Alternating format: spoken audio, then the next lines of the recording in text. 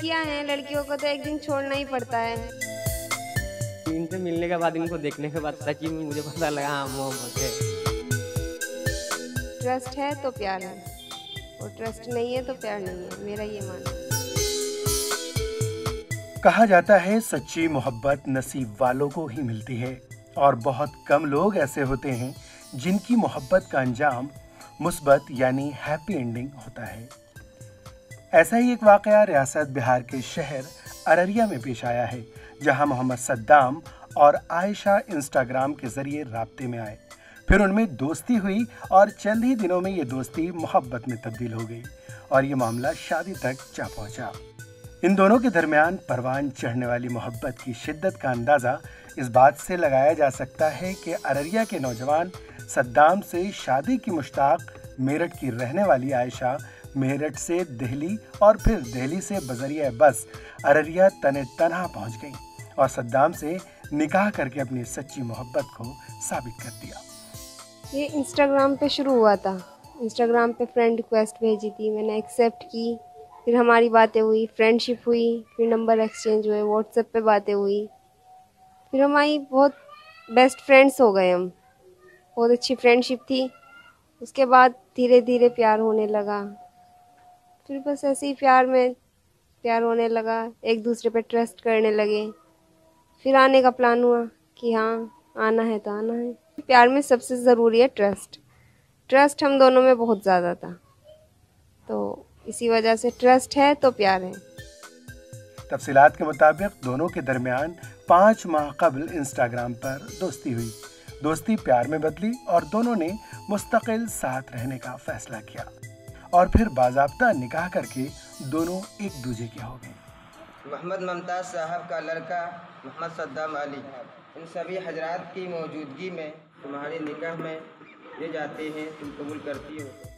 आयशा अख्तर उत्तर प्रदेश के ज़िला मेरठ के गांव एकला रसूलपुर की रहने वाली हैं। बीए की तालिबा हैं। आयशा के वालिद का चंद बरस कबल इंतकाल हो चुका है। वालिदा के अलावा भाई बहन हैं। रियली में मैंने सोचा ही नहीं था, ना बिलीव कर रहा था कि आप आएगी। ठीक है, पहले मुझे भी ऐसा लग रहा था ये मजाक है, बट जब इन्होंने लाइव दिखाया मेरे को दिल्ली आके कि हाँ मैं आ रही हूँ, बस में बैठ रही हूँ, ये देख लो, अब तो बिलीव कर लो। जब मुझे ट्रस्ट हुआ कि हाँ ये पक्का आने वाली है अब इधर। 5 महीने का ही था, उससे पहले ना तो हम इनको जानते थे ना ये मेरे को जानती थी, ना कभी देखा था ना कभी सोचा था। ये खबर जैसे ही मकामी रुकन असेंबली विजय कुमार मंडल तक पहुंची, उन्होंने इस जोड़े को अपनी रहायशगाह पर बुलाकर दोनों की मर्जी मालूम की।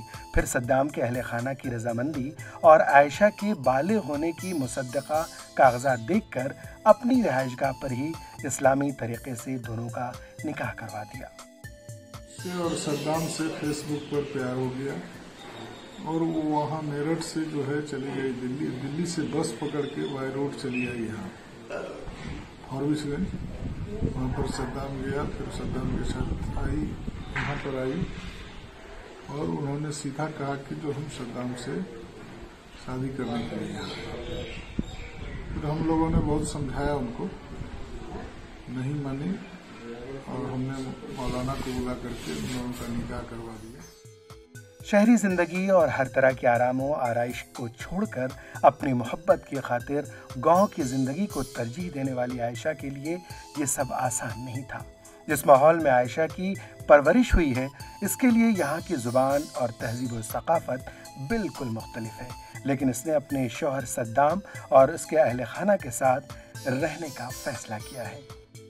जिगर मुरादाबादी ने कहा है, ये इश्क नहीं आसा, इतना ही समझ लीजिए, एक आग का दरिया है और डूब के जाना है। कहा जाता है कि मोहब्बत में वो ताकत है जो अपने पराये की दहलीज को लांघने से नहीं हिचकिचाता। आयशा अपने तमाम सुख को छोड़कर अपने से बहुत दूर एक छोटे से गांव में सद्दाम की शरीक हयात बनकर एक नए सफ़र का आगाज़ तो कर चुकी है, मगर क्या आयशा के लिए ये सफ़र आसान रहेगा या फिर आगे भी कई मुश्किलात से गुजरना पड़ेगा? ETV भारत के लिए अररिया बिहार से मैं आरिफ इकबाल।